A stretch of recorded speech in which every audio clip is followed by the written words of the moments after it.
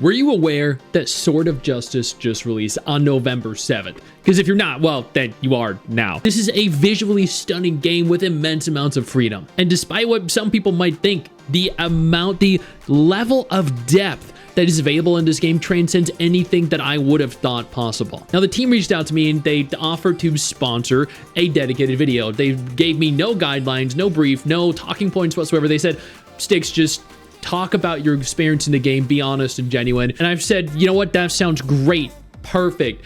With that in mind, I want to sit here and just talk to you guys face to face, one-on-one, not shill for the game, not overly glaze the game. I want to talk about several things that I really enjoyed while also talking about a couple things that I think need improvement. With this in mind, if you're at all interested in playing the game, I urge you to take a moment, go down into the description, the pinned comment below, click the download link. There are 2 links in total, one for the US, one for Europe. You need to click the link for the region that you're in. Now, we have a lot to talk about, so let's just go ahead and jump right in. I have hit level cap each day.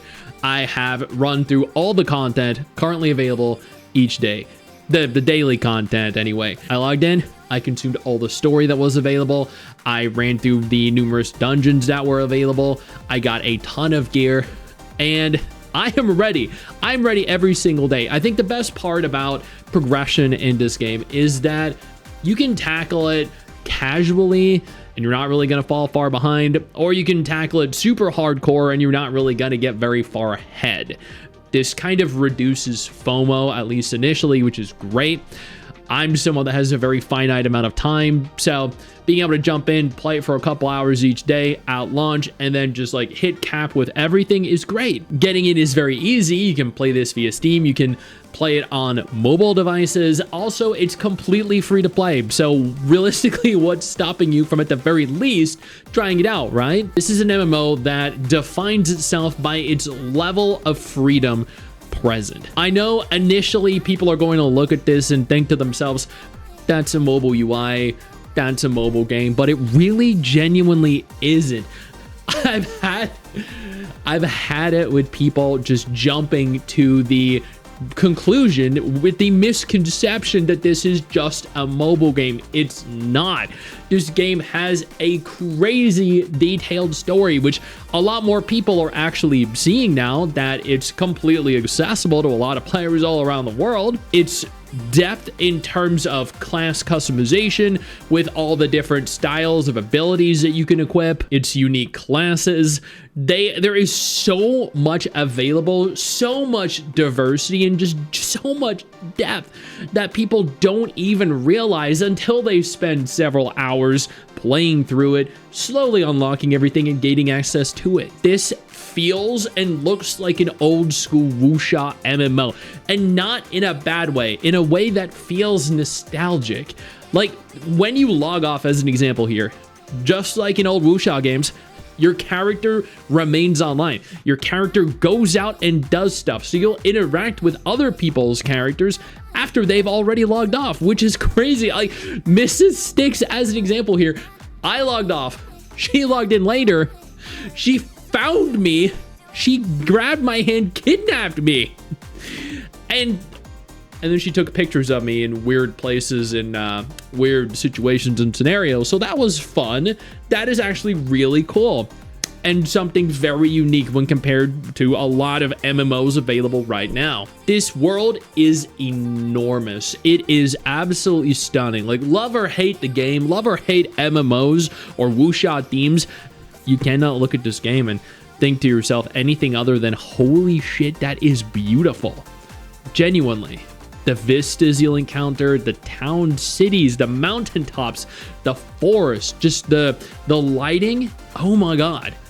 Genuinely, it is so freaking pretty. The world is enormous. It is vast. It is filled with some of the most breathtaking environments you will see in a wuxia game. And the cities are just packed with life. Not just with regards to, you know, your casual everyday NPC, no, but these characters are actually alive. You could interact with them. You could interact with them via the AI that is present, that kind of gives them real, genuine personality. These aren't static NPCs that just have like pre-written scripted lines. They have personalities, they have preferences, they have memories. They can actually memorize the things that happen. You can talk to them. You can talk to them verbally with your microphone. You can talk to them via text by typing to them. The entire story surrounding them, their story changes based on the interactions you have. And it's mind-blowing. Like this essentially allows for you to enter a world that is unique to only you.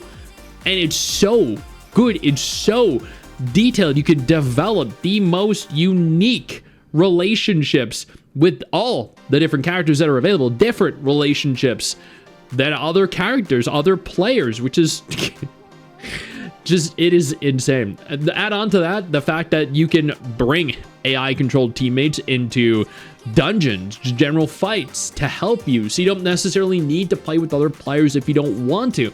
These are characters that you play with, that you engage with, that you progress your relationship with over time via this new AI feature. It makes every interaction feel personal, feel kind of authentic, and it essentially creates a world that reacts to you based off of your individual choices rather than pre-scripted choices that you have no real control over. As I noted, you can tackle this completely casually. You can play at your own pace. You don't really have to grind. There's no real FOMO, no pressure. This is a game that respects your time and actually rewards your time. It's designed so you can progress through the game without that necessity that involves grinding so arduously and tediously at times. You can craft, you can life skill, you can fight, you can enjoy a number of different casual gameplay experiences. I like the fact that the cash shop doesn't offer really anything pay to win. Instead, it focuses mainly on cosmetic items. The outfits, they genuinely look really freaking good. Mrs. STIX ended up buying one for stream. Actually, the first thing she did after stream ended day one was go ahead, buy an outfit, and then she bought another outfit today, and she's probably going to buy another outfit tomorrow because they're just genuinely so fantasy, so beautiful. This gives you a lot of options, I think rich options to very diversely personalize your appearance, while the cash shop keeps progression relatively fair and skill-based. Oh, you can technically run dungeons, you can run raids, you can pursue the main story, you can explore the large open world. There are a lot of other interesting facets of the game. As an example, we did a world boss fight, just Mrs. STIX and I, along with, I think, like there were several dozen different people, and this boss, he like destroyed the foundation that you were standing on, knocked you off. I think I ended up dying at one point. Talking about dying in difficult boss encounters, the dungeons in this game are crazy. Not just the dungeons, but the boss fights in general. Mrs. STIX and I spent almost an hour in total fighting this boss that went through numerous different parties. We had to very slowly learn the mechanics along with all the other people that were involved. It involved things like drinking a certain tea and then drinking the water to make sure the tea was cleansed from you, boosting your damage, dodging abilities, dealing with the ads that were spawning. Like all this for, honestly, an early part of the game, like a part of the game where you're not even at end game, you're not even min-maxing, you're not even learning all the mechanics because you shouldn't realistically have to. So the game is challenging. There's so much complexity to it. And it is incredibly satisfying to play a game like that. There we go, chat. You guys did it! Congratulations! And then there were things like the balancing of the teapot, where you actually require certain button inputs. Then there were other things like the incredible dance that went on, where your character literally is just there performing what is arguably one of the most stunning visual dances you will probably ever be able to partake in. As this is an MMO, it is also an MMO that is built with today's market in mind. People from, 15, 20 years ago prioritize playing for 8 to 10 hours a day, every day, with dozens of different people. today's society doesn't play that same way, and instead MMOs now need to be built with both casual and hardcore play in mind, so you can play with dozens of other people or you can play completely solo as well. This game is built to fully support solo players and solo adventures. You don't need a guild, you don't need to constantly matchmake to enjoy everything the game has to offer. The open world is full of rich stories, diverse characters, hidden challenges, and just a world that is built around you as the main character, rather than everyone at the same time. You can battle, you can craft, you can life skill, you can run dungeons, you can run raids, you can experience the same excitement, and you get rewarded, whether you play solo or with other people. That is an MMO that you can genuinely, really, truly, wholeheartedly enjoy at your own pace. Alone, but never really lonely. This is a game with so much to offer. This is a game that is such a stark contrast to what the MMO genre is used to. Now, the game isn't without its flaws. At times, the story does stretch on a lot. The UI, as an example, does still look mobile, and that's because it has mobile functionality in mind. Now, you can shrink your UI and make it seem much less invasive, much less cluttered, and that's really good. I personally did that with my UI, and there are an abundance of features that can at times feel a little bit overwhelming. But the more you play it, the easier it becomes. The more you learn, the less the UI becomes an issue. The more you learn about all the characters, and the more involved in the world and the story you become. So these small issues no longer really become issues. I did feel the innate need here to just list these because they're the main complaints that I'd heard from all of you while streaming it.